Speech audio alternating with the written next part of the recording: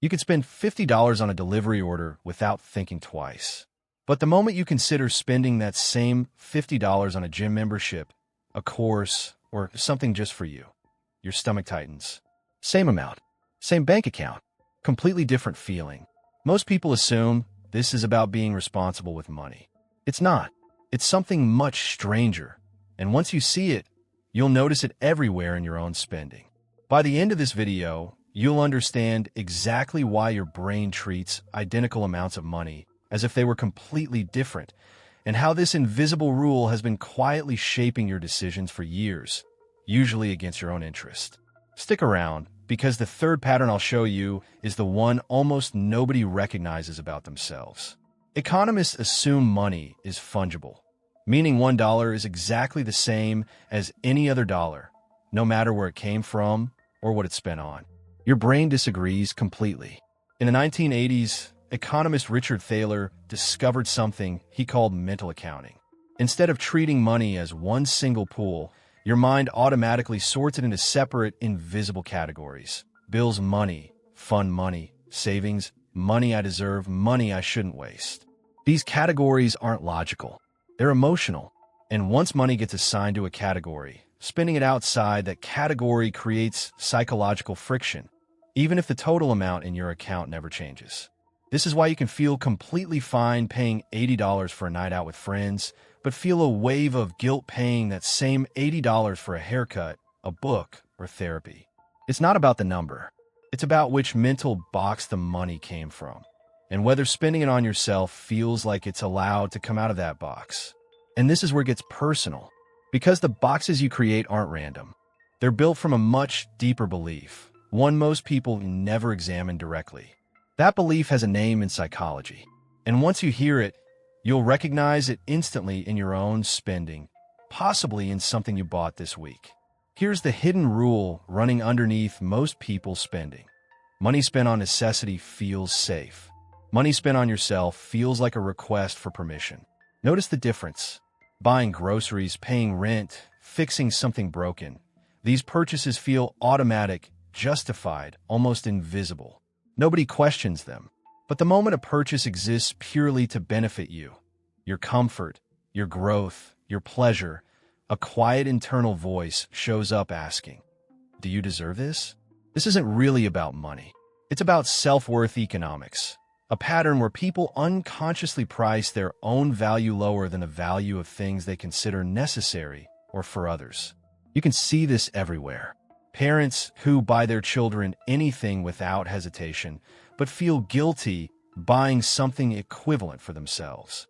People who comfortably spend on gifts, but freeze when considering the same amount for their own well-being. People who will pay for a friend's dinner instantly, but research a personal purchase for 3 days straight. The spending isn't being evaluated by its actual usefulness. It's being evaluated by an unconscious question. Am I worth this? And here's the uncomfortable part. This pattern usually didn't start with money at all. It started somewhere else entirely. In most cases, years before you ever had a bank account of your own. Psychologists studying financial behavior found that most adult money anxieties trace back to early messages absorbed in childhood.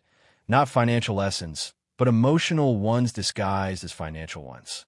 If you grew up hearing phrases like, "Money doesn't grow on trees," "We can't afford that," or watched a parent visibly stress every time something was bought for pleasure rather than survival, your brain didn't just learn a budgeting rule. It learned an identity rule. Spending on non-essentials is dangerous, and spending on yourself specifically is selfish. That belief gets buried below conscious memory. You don't remember the exact moment it formed, but it keeps running in the background every single time you reach for your wallet. This explains something that confuses a lot of people about themselves.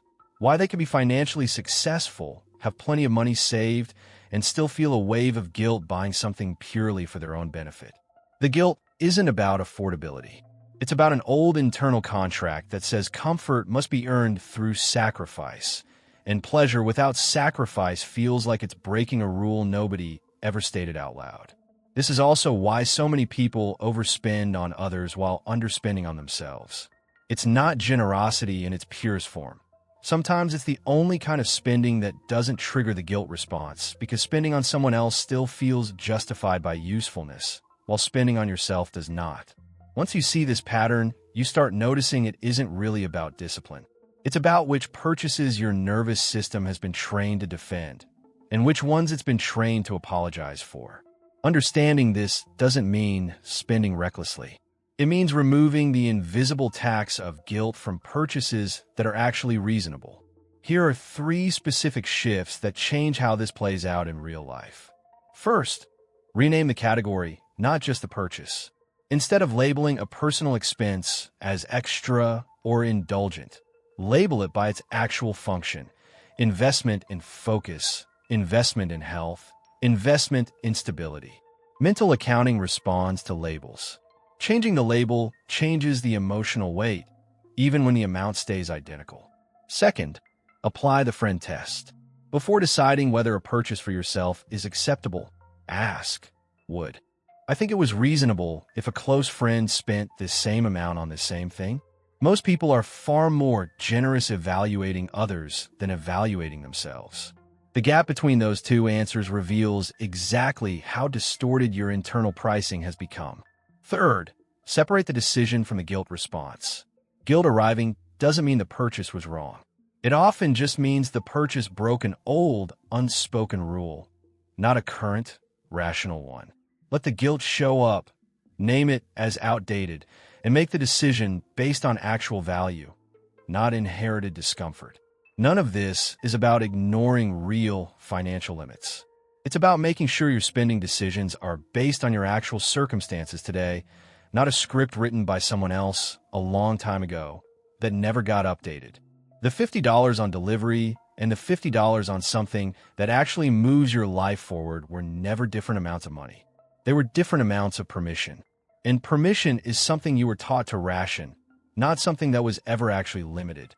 If this explained a pattern you recognized in yourself, tell me in the comments which purchase you felt the most unnecessary guilt over. You're probably not the only one. And if you want to keep uncovering the quiet rules running your decisions without your awareness, the next video breaks down another one. It's right there waiting for you.